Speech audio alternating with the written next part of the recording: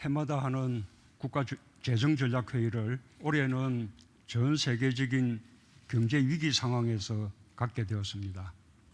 국회에서도 이해찬 대표님, 김태년 원내대표님, 조정식 정책위 의장님 등 여러분이 함께해 주셨습니다.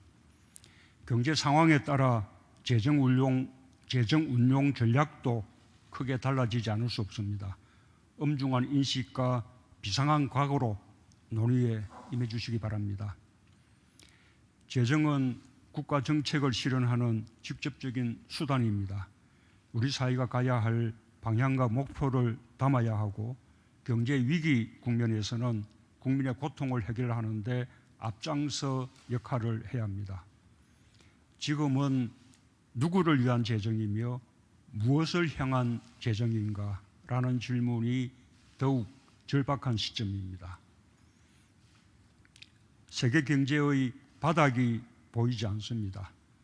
IMF는 올해와 내년의 글로벌 GDP 손실 규모가 일본과 독일 경제를 합친 것보다 더 클 것이라고 전망합니다. 대공황 이후 최악의 경기 침체와 마이너스 성장으로 전 세계 170개 이상 국가에서 1인당 소득이 감소할 것으로 예측하고 있습니다. 우리 경제도 예외가 아닙니다. 수출이 급감하는 가운데 항공, 관광, 외식업 등 서비스업 위축이 제조업 위기로 확산되고 있습니다. 취업자 수가 크게 감소하며 고용 충격도 가시화되고 있습니다. 그야말로 경제 전시 상황입니다. 전시 재정을 편성한다는 각오로 정부의 재정 역량을 총동원해야 합니다. 불을 끌 때도 초기에 충분한 물을 부어야 빠른 진화로 더 큰 피해를 막을 수 있습니다. IMF가 지금 과감한 재정 조치를 취하지 않는다면 가까운 미래에 오히려 더 큰 비용을 치르게 될 것이라고 경고하고 있는 것도 그 때문입니다. 재정당국이 그동안 건전성에 중점을 두며 확장 재정의 여력을 비축해 온 것이 큰 힘이 되고 있습니다. 벌써 전 세계가 너나 할 것 없이 재정을 총동원하고 있습니다. 이미 발표된 총 재정 지원 규모가 세계 GDP의 10%에 해당하는 9조 달러에 달합니다. 우리도 5차례의 비상경제회의를 통해 중소소상공인, 고용취약계층, 피해업종, 기간산업 등에 총 250조 원을 투입하는 특단의 결정을 내렸습니다. 우리 GDP의 13%에 해당하는 규모입니다. 국민의 삶이 어려울 때 재정이 큰 역할을 해주었습니다. 하지만 고용, 수출 등 실물 경제의 위축이 본격화하고 있어 더 과감한 재정의 역할이 필요합니다. 1, 2차 추경을 뛰어넘는 3차 추경안을 신속하게 준비해 주기 바랍니다. 고용 안전망과 사회 안전망을 확충하고 위기 기업과 국민의 일자리를 지키며 경제 활력을 되살리기 위한 과감한 지원이 담겨야 할 것입니다. 재정이 경제 충격의 파고를 막는 방파제, 경제 회복을 앞당기는 마중물 역할을 해야 합니다. 경제 위기 극복과 함께 포스트 코로나 시대의 새로운 도약을 위한 한국판 뉴딜도 준비해야 합니다.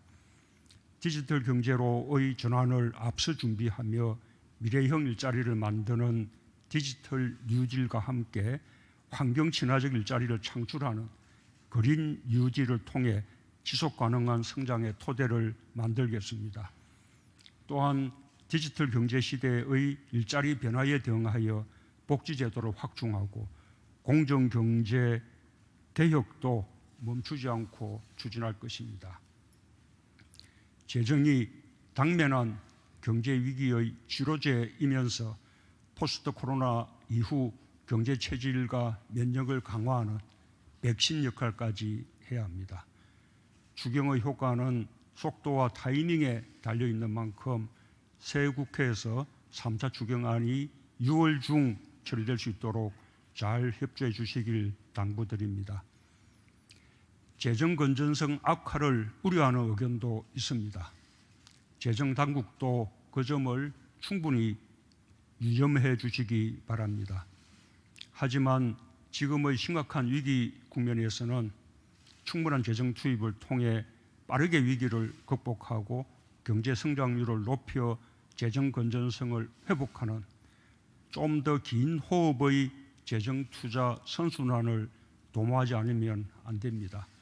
그것이 길게 볼 때 오히려 GDP 대비 국가 채무 비율의 악화를 막는 길입니다. 우리 국가 재정은 OECD 국가들 가운데서도 매우 건전한 편입니다. 지금 우리의 국가 채무 비율은 2차 추경까지 포함해서 41% 수준입니다. 3차 추경까지 하더라도 110%에 달하는 OECD 평균에 비해 크게 낮은 수준입니다. 또한 코로나에 대응하는 국가 채무 비율의 증가 폭도 다른 주요 국가들에 비해 오히려 낮은 편입니다. 재정 건전성을 고려하면서 우리의 재정 여력을 국민 삶을 지키는 데 잘 활용해야 하겠습니다. 물론 강도 높은 지출 구조 조정을 함께 해 나가야 합니다. 불효불급한 지출을 과감히 줄여야 합니다. 특히 내년 세비 여건도 녹록지 않을 것을 감안하면 뼈를 깎는 지출 구조 조정이 필수적입니다. 정부부터 허리띠를 졸라매겠습니다. 코로나 이전과 이후의 상황이 매우 달라진 만큼 부처별로 지출 우선순위를 다시 원점에서 꼼꼼히 살펴서 지출 구조 조정에 적극 협력해 주기 바랍니다. 당에서도 활발히 의견을 내주시고 국회의 논의도 잘 이끌어 주시길 부탁드립니다. 감사합니다.